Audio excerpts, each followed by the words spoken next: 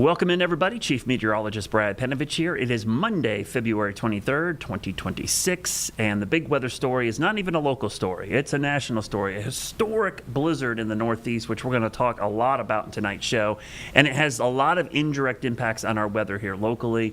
But let's start with a view outside right now. This is our camera from the WCNC studios off the Billy Graham Parkway. You may notice light reflecting off the buildings. That's because we still have twilight. Sunset tonight was 6:13. It's been rare that we've done this show this time of year and actually can see daylight, but we sure can. And it is a great evening out there, albeit very cold. And that's the story locally. Chilly conditions. It's a snapback to winter after record-breaking heat last week. Remember, on Friday, we set an all-time record high for the month of February, 83 degrees. Never been that warm in the month of February. We've had a couple 82s, 3 of them, in fact, but then we had that 83 on Friday. So just a rare event. This is more typical. It's still below average, but it's supposed to be cold and windy in February. It's not supposed to be 83 degrees. We will see some changes starting tomorrow. Cool, slightly milder. You're going to have to wait till late this week to really see a significant warm up. Now, in the mountains, we do have snow falling. Up in North Carolina mountains, there's still winter storm warnings in effect. In fact, let me pull up the Boone camera real quickly here and show you the snow is still falling in Boone, but the roads, boy, that looks really bad. Boone is like, the camera is not liking us, so let's try Blowing Rock. It might be a little bit better. I swear that Boone is still there. It is just a glitch in our camera. So let's show you the Blowing Rock camera here. Hopefully it'll work. There we go. You can still see it snowing, but look at the roads. They look a lot better than they did this morning when it looked like a sheet of ice up there. I was actually looking at the cameras first thing this morning, and travel was not great in the mountains this morning, so that's why you had so many school delays and closures. Our nor'easter, low pressure, blizzard, bomb cyclone, give it all the different names. People love bomb cyclone, but that has nothing really to do with the impacts. It just has to do with how quickly it intensified. So this is really just a glorified giant blizzard, and it is one of the all-time blizzards up in the Northeast. Around it, we are seeing that strong northwest flow. That's why it's so windy here. A low-pressure system like that is what we call very deep. So what's happening is air is trying to rush to fill in that lowness in the atmosphere, that lower valley. And so high pressure trying to rush into that to fill it is like water running down the side of a mountain. In this case, it's in the atmosphere. High pressure is trying to flow to low pressure, so the winds are really fast, and that's why we're seeing the gusty winds out there right now. There's the snow. Still snowing in Boston and Providence. We're going to talk a lot about this area tonight with Tim, because I think Providence is going to absolutely obliterate that record. They already shattered the all-time snowfall record. They're up to 36 inches. The old record was 28.5, I believe, from the blizzard of 1978. I think they could get to 40 inches by the time this is all said and done, which would be absolutely insane. Cold air, that's the story for us. We see all the cold air moving into our region, and so tonight, really cold. Make sure you bundle up heading out there tonight because temperatures will be falling down into the 20s. The winds, thankfully, are subsiding just slightly. It's even colder now than it was last night at this time. So we're starting to see those temperatures tumble. But by the time you get up tomorrow morning, we're looking at low 20s. So really hard freeze and still some wind, not as crazy as today, but a 10 to 15 mile an hour wind is still going to cause wind chills to be about 5 to 10 degrees above. So pretty cold air tomorrow morning. By the afternoon, we're looking at temperatures climbing slowly back to near 50, but we'll probably spend most of the day in the upper 40s. The key part here will be the clouds. The more clouds we have, the less chance we have of getting to 50 degrees. As we take a look at that nor'easter, it's moving away, but another system already on its heels coming in with a quick shot of snow. It's almost like a clipper system coming in for Wednesday. But then Thursday, Friday, an even larger system, which will impact us in the form of rain. And yes, probably some pretty warm temperatures. We'll actually see temperatures in the 60s. But tonight, snow is going to continue, I think, until about 7 a.m. tomorrow. So we might see more delays and closures tomorrow. That fast-moving system on Wednesday does bring another round of snow to the mountains. And then you start to see this system on Thursday. Not a lot of rain for us. It looks like it's all kind of north and west. So I'm hoping this shifts south just a little bit because we need the rain. I mean, the drought conditions are getting pretty bad. We're starting to see water restrictions in a lot of locations. I drove across the I-77 bridge over Lake Norman this past weekend, and some of the coves, the water levels are so incredibly low. We need some moisture, and boy, do we need it bad. But if you like warm air, And who doesn't? We're going to get it back here pretty quickly, especially after last week's little tease. I think people got excited for spring. We're not quite there yet, but this will be another surge of warmer air. Probably not as warm as last week, but you're looking at more 60s to near 70 degrees. In fact, I think we'll hit 70 this upcoming weekend, likely some low 70s on Sunday. Here's a look at that weekend forecast. I know it's Monday, but it's never too early to look at the weekend. 66 on Saturday, 73 on Sunday. That's going to be a nice day on Sunday. That's March 1st, by the way, which is hard to believe that it's already March 1st, but it is here, and that's the meteorological beginning of spring. We look at the long-range futurecast just to show you any rain in sight. I mean, any at all. If you look long range, I'd love to tell you there's a whole bunch heading our way. Not much. Thursday, Friday is probably our best chance, and then after that, not much of anything. I mean, maybe some rain next Wednesday, Thursday, but boy, could we use a big old system to just kind of camp out over the southeast and just give us a good soaking rain. Right now, hard to see any of that coming our way. So let's look at your Jerry Hunt Supercenter 7-day forecast first. Tomorrow, we got to bear through one more kind of cold day. 48 for a high, but 23 in the morning. Look how quickly it turns around for Wednesday, though. 40 for a low, which was basically our high today. Low 60s in the afternoon. Rain chances Thursday, Friday. Don't get too excited. Those rain chances are just a chance of seeing rain. They really don't talk anything about intensity or duration, and I don't think we're going to see a lot of it. By Saturday, Sunday, those temperatures warming back up into the 60s. There's Sunday, March 1st. 73 degrees, but we do cool down a little bit Monday into Tuesday into the 50s, but then back into the 60s for Wednesday and Thursday. You don't see a lot of rain in that 10-day forecast.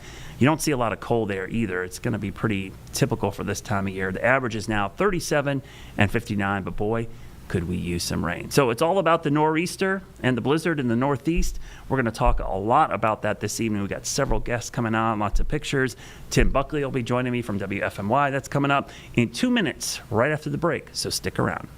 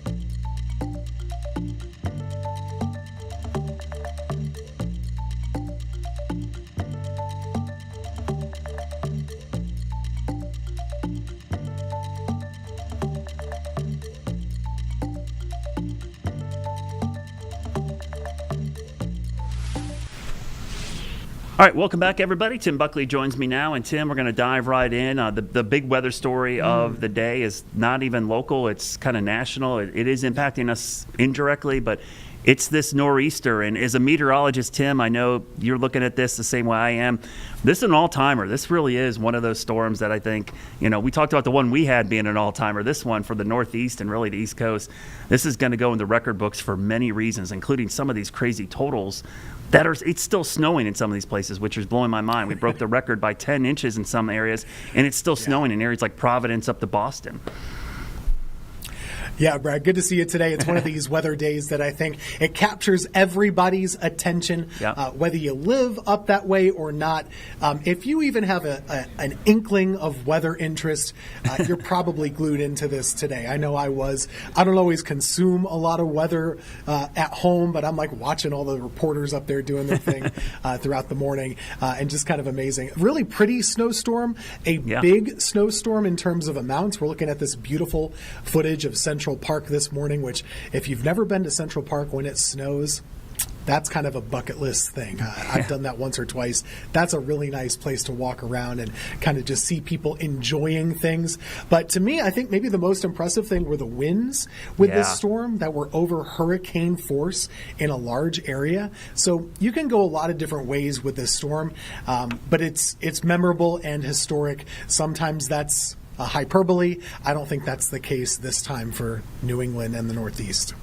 Yeah, and this is a part of the country that used to get these quite often, but it's been a while, to be honest with you. I mean, you go back, some of these areas have been in almost snow droughts for a while, and to see a storm like this kind of reminds you of the 80s, 90s, 2000s when these were more common. Sure. But the totals, as you mentioned, were crazy. But the winds, 75, 80 mile per hour winds on the coast. And, of all the things that are dangerous about this storm, the wind probably was the biggest one. Even saw some storm surge issues in a few areas, a lot of power outages due to that wind. And when you get drifting like that, that's where you get those wild pictures, Tim, right? Where people's doors are like snowed in because there's just these giant drift up against them. So some pretty wild stuff to see up there. To get kind of a firsthand experience of what happened up there, we got to bring in a special guest tonight. You guys, if you're in the Northeast, you know this guy, Nick Pittman, Nor'easter Nick. For Norcast Media Group. Nick, good to see you. I saw you've been a very busy man today and this week, honestly. Tell everybody here in the Southeast what today and really yesterday was like, and what are some of the things that stuck out to you about this storm that I think you're going to remember for a long, long time? Yeah, well, thanks so much for having me, Brad. Good to see you. It's been a couple months since we got together. And Tim, nice to meet you kind of in person. Look, I'm an absolute snow nut. I always have been. The blizzard of '96 is what did it for me. That's the moment that I decided I wanted to get into meteorology. Fascinated since that day. We've had, multiple good blizzards. We had '03, '06. Literally my first on-air job, the first day, was during the Boxing Day blizzard of 2010. So I've just always been fascinating with this stuff. This storm was incredible from start to finish because, a week ago, like literally a week ago from today, we were looking at the guidance coming in. The GFS was showing, there's going to be a foot of snow. And we're scratching our heads. We're like, okay, it's another one of those fantasy runs on the Goofus. That's not going to happen. And then it just came in, run after run after run. And then by Wednesday, we're like, wait, could this actually happen? And we started seeing everything else trend towards it and putting our forecast out. I waited until the last possible second to put out my snowfall map. And I was just kind of bewildered by where everything was trending. But the dynamics behind it, all day yesterday, my eyes were glued to the SPC mesoanalysis. I'm like, all right, well, where's this low forming? Where's it going to go?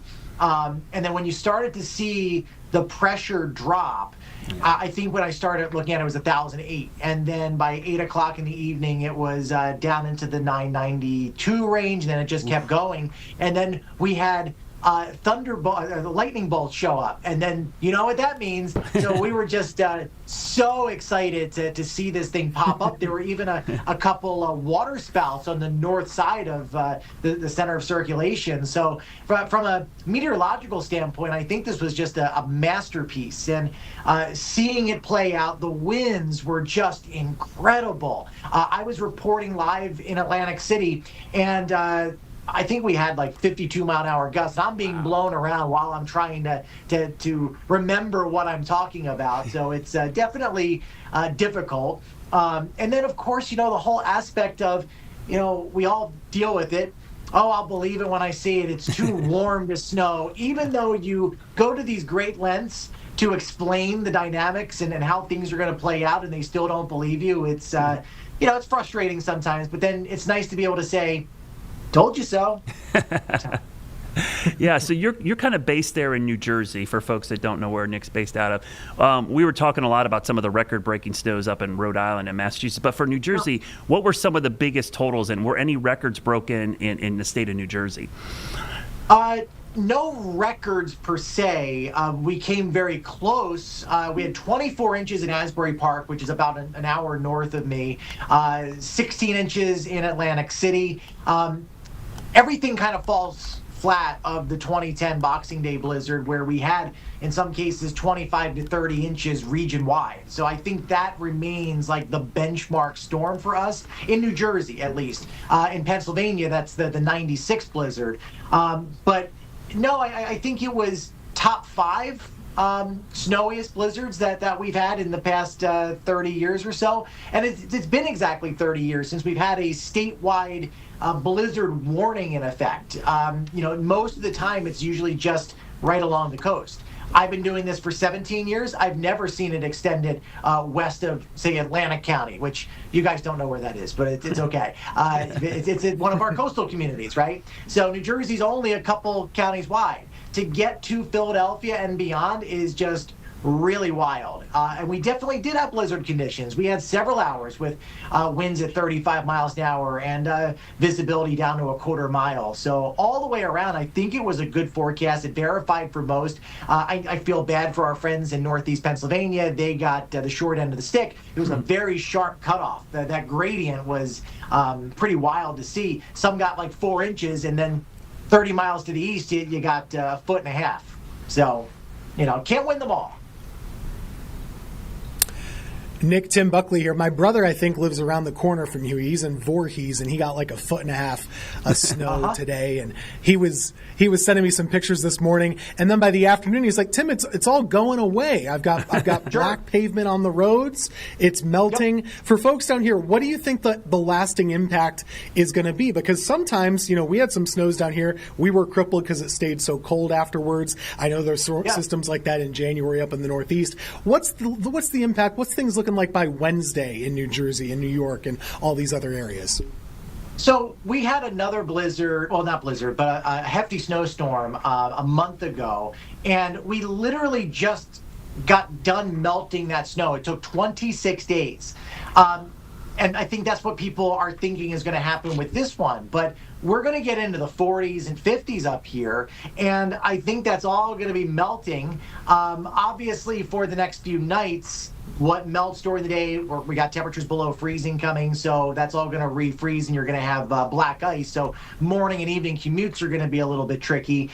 But it's all going to be melted by the end of the week, I'm thinking. I mean, out of the 18 inches that fell at my house, we have maybe 12 left. Like, it was rapidly melting. The sun popped out for a little bit, and a completely different snowfall than a month ago. Plus, we don't have any sub-zero temperatures. So we're not looking at that encasing of ice. We had no freezing rain.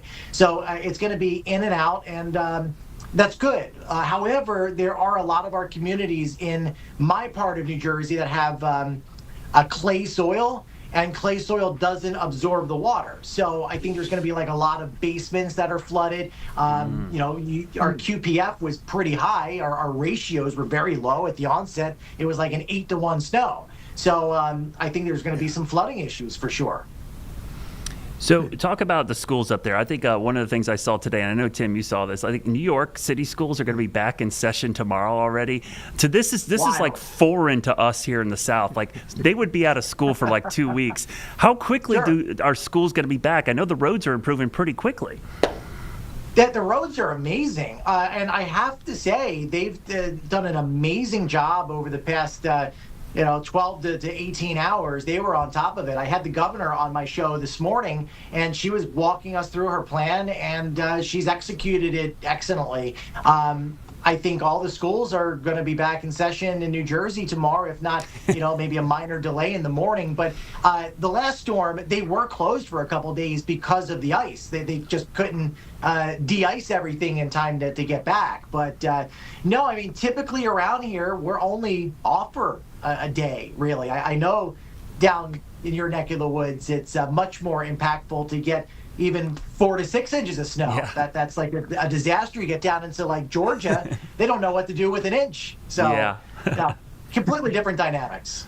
So a little bit about this storm that is always interesting, these nor'easters, these blizzard types. Sometimes you have storm surge. Was there any storm surge on the coast, the Jersey Shore, and any flooding that occurred from this storm? Yeah. So it was predicted, it was projected. Storm surge was supposed to be about 2.5 feet. But the one thing we always like to relay to people, I grew up on a barrier island, so I know what the power of the water can do. I will always err on the side of caution and say, hey, prepare for major flooding, hope for less. With these storms, the way our barrier islands are situated, the east-northeast wind is the kiss of death because it stacks the back bays. But last minute, the way that the storm was riding and it climbed far enough in latitude, the winds were able to shift dead north. So that actually helped drain the back bays, and we ended up with maybe a half a foot of storm surge, and we didn't have any kind of issues outside of the culprit areas in the back bays. So we really avoided a disaster type scenario, especially because the low was so deep. You usually get that natural sea level rise as that low comes through, and I think that was all counteracted by how strong the winds were blowing out of the north at 55, 60 miles an hour. So we really, really lucked out because we would have had floating ice chunks down along our beaches for a good 4 or 5 hours. Nick, you're really interactive with the public on social media. I mean, your whole business is on social media and online and digital weather and all these things, and you do such a good job of that. The model battles play out in the streets nowadays, right? They're not behind the scenes anymore.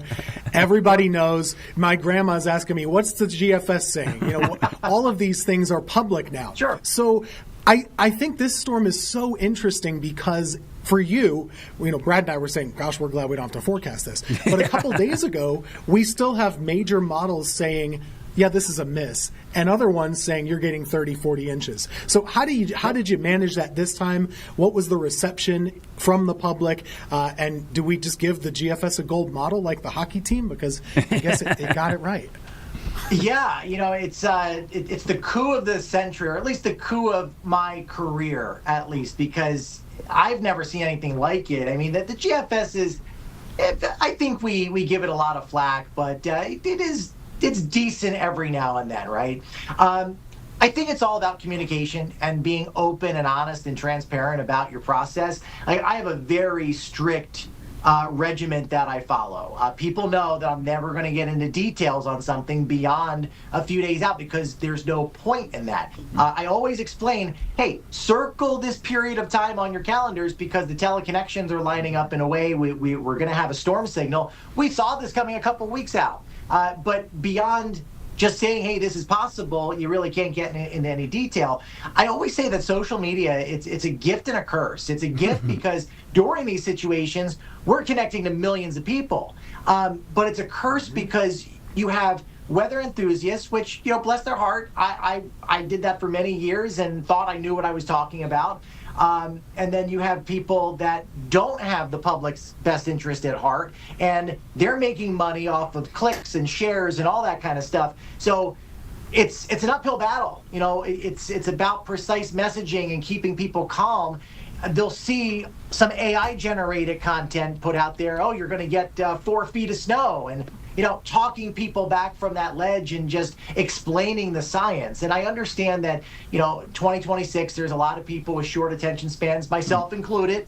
I have to figure out a way to break it down in a way that anybody can understand and then have the scientific discussion to get into the meat and potatoes of it all, because there are a lot of weather weenies out there that appreciate the substance and not just, oh yeah, there's this chance of snow. But it's basically just holding their hand through it, explaining the nuances and the uncertainty, and I think that's how you build credibility and trust. Nick, thank you so much for taking some time out of what has been a busy day for you. For people down here in the Carolinas, we got a lot of Northeast transplants down here. Folks are up that way and they want a good forecast. Where can they find you, Nick? Sure. So we've got a 24/7 streaming channel. We've got a weather app. You just type in Norcast, and then on Facebook, it's Nor'easter Nick, NOREASTERNICK, and that's where I am. Man, great. I love your enthusiasm, Nick. Always do such a great job. You were in your element today. You looked great on Fox Weather, by the way. Good job. I appreciate that. Hey, I got a chance to do national stuff. It's living out some childhood dreams. But yeah. Thank you guys so much for having me. I appreciate it. All right. Take care. We'll talk to you later. Good stuff. We'll see you. Bye. Yeah, Tim, that would be us up there. Right? When we're up there, you don't get a storm like that every once in a while, and it really does go to show you. He made a good point about how things recovered quickly. This is a big storm. The difference between snow and ice. He said even for them, the ice caused big time issues, just like it would down here. It is crazy that even in the Northeast, of an area which is is very used to snow. Snow is definitely better than ice, and they're going to recover quickly from this one just because of the warm up and the fact that it wasn't ice. But this is an all-timer. I'm kind of curious, what were the highest totals you've ever seen growing up, and what do you think will end up out of this one? It's tough for me to answer because living in the lake snow bands, you get just sometimes some storms that last like 2, 3, 4, 5 days. Yeah. But definitely, I remember as a kid a lot of times the snow being higher than me. So, wow. I mean, I'm not beating my chest here or anything, but I grew up in one of the snowiest parts in the eastern U.S. So we would get 100 inches in a week sometimes. Not often, but that could happen. But yeah, 3 feet in a day for anybody, that's insane. So like Providence, this is an all-timer for them, and I'm glad they got a yard of snow. I think that's cool to see. How about you? Yeah, you get to use the whole yardstick this time, which is kind of cool. Just real quickly, we're almost out of time. Up there. Yeah, I'll give you the first couple of numbers I'm seeing. I'm just pulling up the biggest numbers I could find. Warwick, Rhode Island, 36.2, South Providence, 36, and North Kingstown, 35. Downtown Providence, 33.5. So those are the biggest numbers. I'm sure they'll go up. But stay tuned tomorrow. I'm sure we'll talk more about this, but we've got more WCNC Plus coming up next.